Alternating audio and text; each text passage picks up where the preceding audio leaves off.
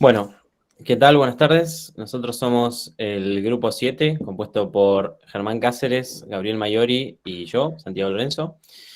Nuestro trabajo práctico se trata sobre realizar lectura continua sobre una pista de audio aplicando transformaciones de bajos y altos de banda. El objetivo del trabajo práctico es realizar estas conversiones con los filtros que mencioné.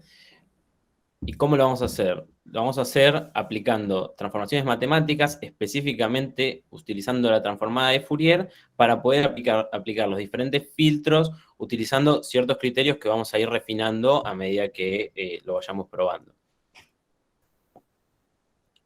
Bueno, una pista de audio, que es lo que nosotros queremos procesar, es una función continua que tiene distintas amplitudes, que cuando la hacemos pasar por una placa de audio, esta la sabe interpretar como una señal eléctrica. Una pista de audio puede ser monopista o estéreo, que es cuando, si es mono, tiene una sola pista de audio y si es estéreo, tiene dos pistas. Y todas las pistas de audio tienen una frecuencia en la cual se graban.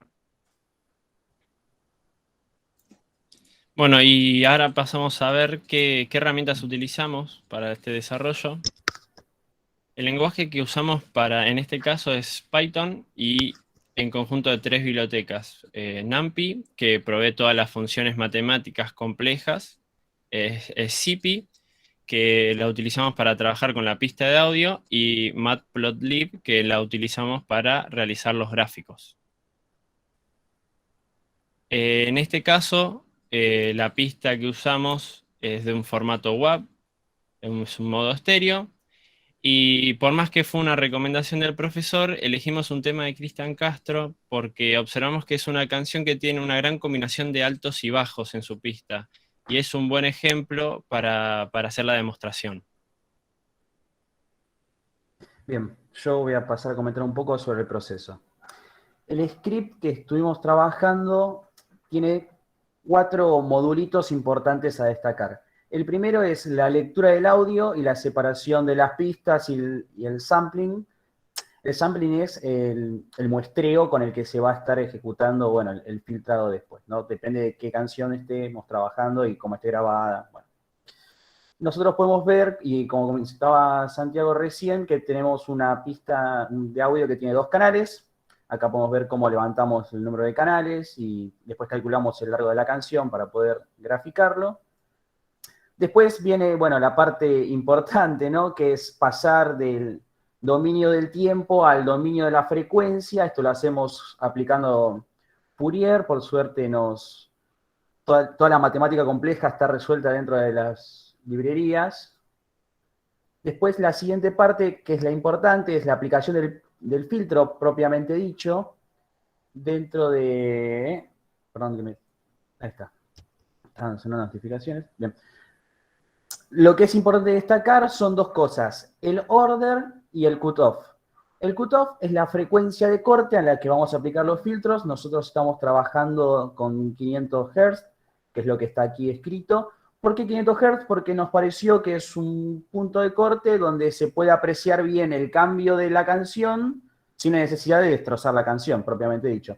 Y el order es el grado, el orden del polinomio que después se termina ejecutando, con el que se termina ejecutando la función, y dependiendo el tamaño dependiendo del orden del polinomio, será más o menos el impacto sobre la canción final. Bien, y el último pedacito es la parte del dibujado, ¿no? Porque todo esto después lo graficamos para que sea un poco más visible. Por otro lado, acá les queríamos mostrar cómo teníamos las 2 pistas, las trabajamos por separado, la pista 1 y la pista 2, le aplicamos el filtro y dibujamos el filtro, como quedó después del filtro. Por una cuestión de la presentación, ahora vamos a mostrar solo de uno de los canales. Bien, nuestros resultados. Nosotros tenemos acá, primero vamos a mostrar cómo se mostrarían los gráficos con los 2 canales, como queda un poco superpuesto, decidimos mostrar solo un canal, en este caso queda a la izquierda. Esta es la canción de entrada, es el pedacito que estamos analizando del canal izquierdo en función del tiempo, y después de la transformada tenemos acá la función en el dominio de la frecuencia. Primero le vamos a aplicar un filtro pasabajos para, bueno, quitar todos los altos, dejando solo los bajos. Y esta es la respuesta final. Como podemos ver, no están los piquitos altos, solo nos quedan los bajos y la función en el dominio de la frecuencia se ve cómo fue afectada por el filtro de recién. Después también podemos aplicar un filtro pasa altos para, bueno, hacer lo homónimo, ¿no? Hacer que pasen los altos. Y tenemos una función completamente diferente a la anterior. Vemos cómo nos quedaron todos los piquitos, se fueron todas las partes de los graves, vamos a decirlo así. Y la función queda completamente al revés a lo que habíamos visto recién. Acá tenemos una comparativa un poco más explayada para poder ver bien el cambio de cómo la canción fue afectada por un filtro pasaltos, perdón. Nada, se puede ver mucho mejor cómo la función, toda esta parte de aquí, fue afectada por el filtro. Si nosotros cambiásemos el orden que comentaba anteriormente, sería más abrupta esta atenuación. Bien, y ahora vamos con la parte más gráfica. Espero que se escuche, debería escucharse. Voy a bajar esto porque me voy a romper los tímpanos. Esto sería el pedacito de canción que nosotros... ¿Cómo queda después de hacerle un filtro pasabajos? Se nota un montón la diferencia.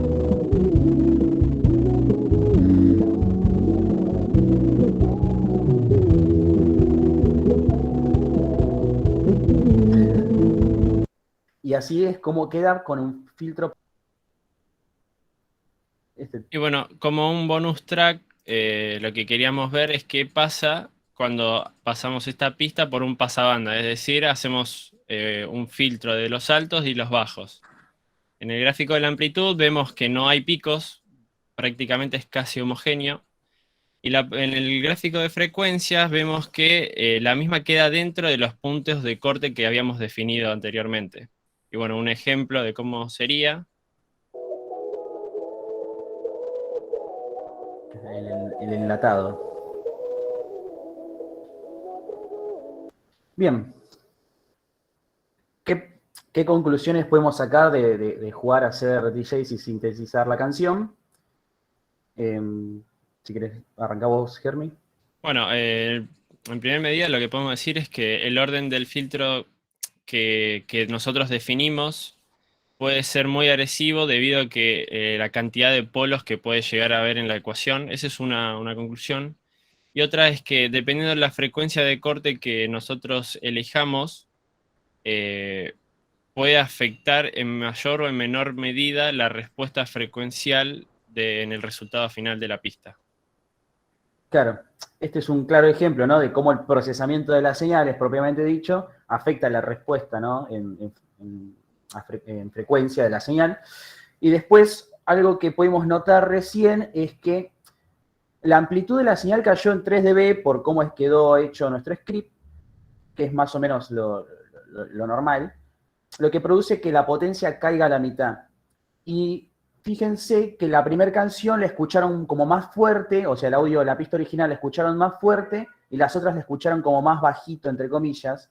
Pero eso es porque el oído humano lo percibe de esta manera. No es que se bajó el volumen, sino que como perdió potencia, nuestro oído lo interpreta como si estuviera más bajito.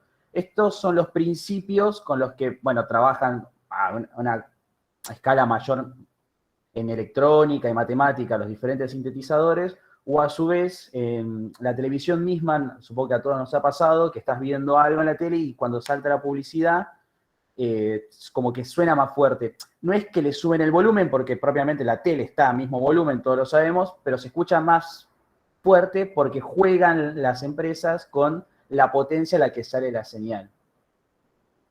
Y sin mucho más, muchas gracias. Ahí dejamos el QR para que puedan ver el repo de Git. Y muchas gracias.